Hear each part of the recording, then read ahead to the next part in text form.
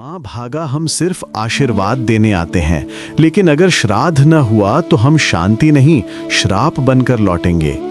आज हम आपको सुनाने जा रहे हैं पितृ पक्ष की अद्भुत और पावन कथा। ये कथा केवल सुनने मात्र से ही मनुष्य के जीवन के सब पाप नष्ट हो जाते हैं। जो भी व्यक्ति श्रद्धा और मन से इस कथा को सुनता है, उसके ऊपर यदि पितृदोष हो तो वह समाप्त हो जाता है। उसके जीवन के सारे दुख, दरिद्रता और विघ्न बाधाएं मिट जाती हैं। उसके घर में सुख समृद्धि का वास होता है और धन धान्य की कभी कमी नहीं रहती। ये कथा सुनने वाले को पूर्वजों का आशीर्वाद मिलता है और उसका जीवन खुशियों और सौभाग्य से भर जाता है। पितृपक्ष का महत्व अत्यंत गहरा है। शास्त्रों में कहा गया है कि इस समय हमारे पूर्वज स्वयं धरती पर आते हैं और अपने वंशजों से तर्पण और स्मरण की अपेक्षा करते हैं।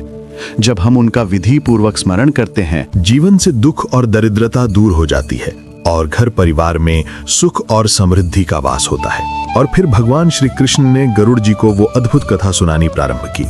दोस्तों, आप भी इस कथा को ध्यानपूर्वक अवश्य सुने। इस कथा के श्रवण मात्र से मनुष्य के सभी पाप और दोष नष्ट हो जाते हैं, पितृदोष से मुक्ति मिलती है, सभी कर्ज उतर जाते हैं और धन धान्य तथा संपत्ति की प्राप्ति होती है। साथ ही सुंदर और गुणवान पत्नी का लाभ होता है, संतानहीन को संतान की प्राप्ति होती है।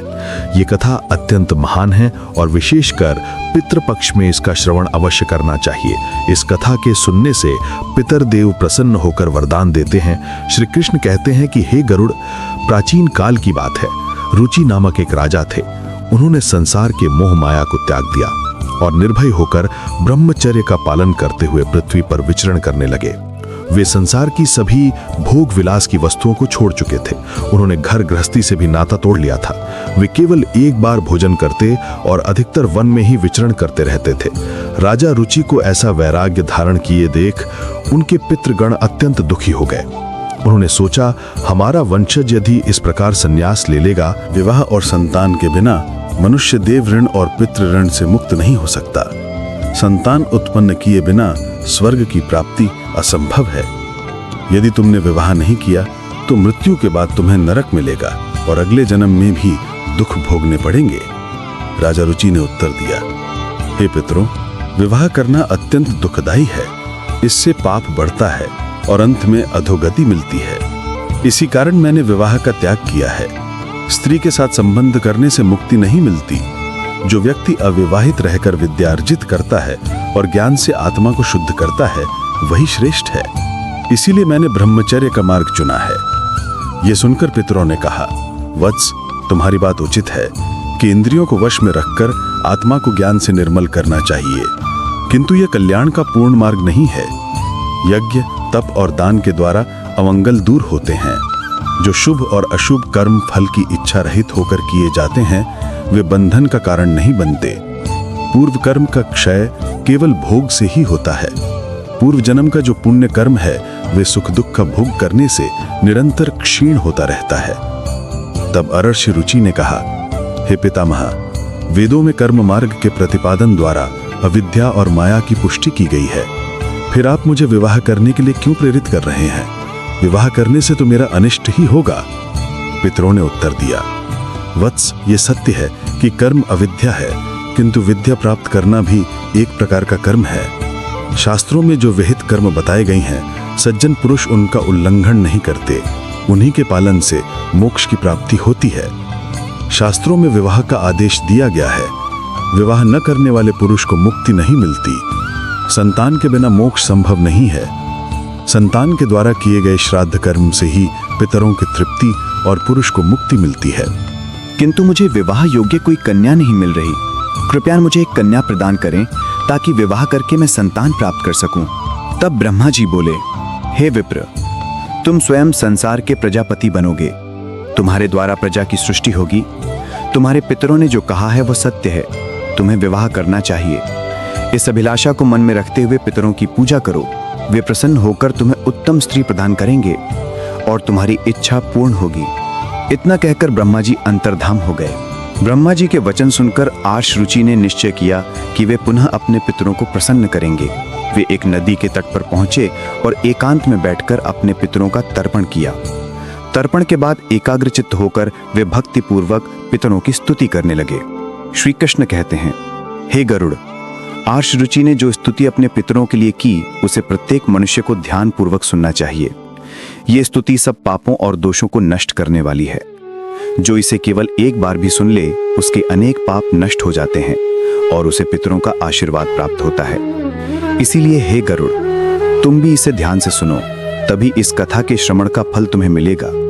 आर्ष रुचि स्तुति करने लगे। जो अधिदेवता के रूप में विद्यमान रहते हैं और जो श्राद्ध के अवसर पर देवताओं से स्वधा द्वारा तृप्त किए जाते हैं, उन सभी पितरों को मैं प्रणाम करता हूँ।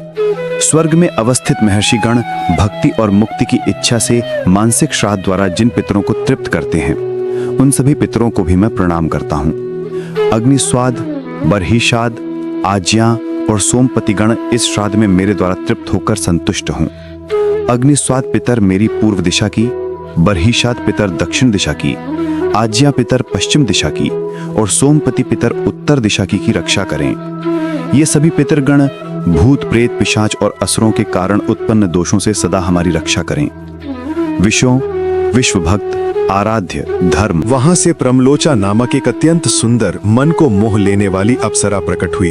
वो महात्मा रुचि के समीप आई और मधुर वाणी में बोली, हे तपस्वी श्रेष्ठ, वरुण के पुत्र, महर्षि पुष्कर की एक अतिशय सुंदर कन्या है जिसका नाम मानिनी है।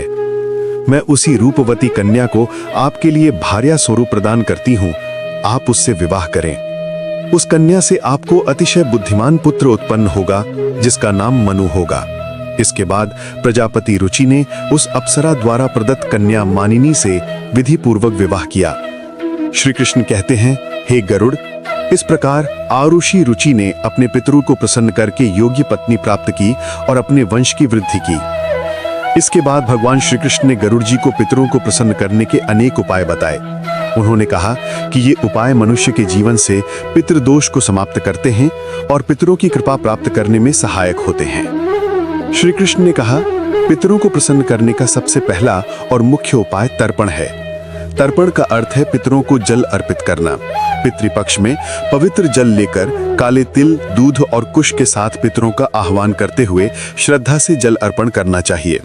तर्पण करते समय एयोम पितृभ्य स्वधा मंत्र का उच्चारण करने से पितर प्रसन्न होकर आशीर्वाद देते हैं। उन्होंने आगे कहा, श्राद्ध कर्म पितरों की तृप्ति के लिए अत्यंत आवश्यक है। इसमें पितरों के निमित्त सात्विक भोजन, फल और वस्त्र अर्पित किए जाते हैं। श्राद्ध करने वाले को ब्राह्मणों को भोजन कराना चाहिए और उन्हें वस्त्र व दक्षिणा देकर आशीर्वाद लेना चाहिए। श्राद्ध के दिन विशेष रूप से खीर, पूड़ी, सब्जी और अन्य सात्विक भोजन बनाकर पितरों को अर्पित करना चाहिए। तीसरा उपाय श्री कृष्ण ने बताया, गाय, ब्राह्मण और अन्य जीवों को भोजन कराना। विशेषकर गाय, कुत्ते और कौवे को भोजन देने से पितर तृप्त होते हैं। श्राद्ध के दिन गाय को रोटी और हरी घास तथा कौवे को चावल और खीर अर्पित करना विशेष शुभ माना जाता है। गरीबों, ब्राह्मणों और साधुओं को भोजन और वस्त्र अर्पित करने से पितरों की आत्मा तृप्त होती है। श्राद्ध पक्ष में किया गया यह दान मनुष्य को अपार पुण्य देता है और पितृदोष से मुक्ति दिलाता है।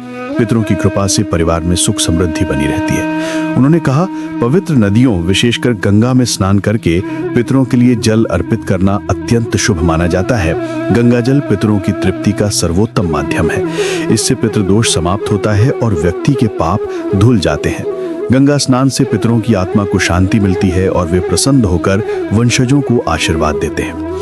श्री कृष्ण ने यह भी बताया, पितरों को प्रसन्न करने के लिए सत्संग में सम्मिलित होना और पवित्र ग्रंथों का पाठ करना चाहिए। विशेष रूप से भगवद गीता का 11वां अध्याय पढ़ना अत्यंत लाभकारी है। इसके पाठ से पितरों की आत्मा को शांति मिलती है और वंशजों पर उनकी कृपा बनी रहती है।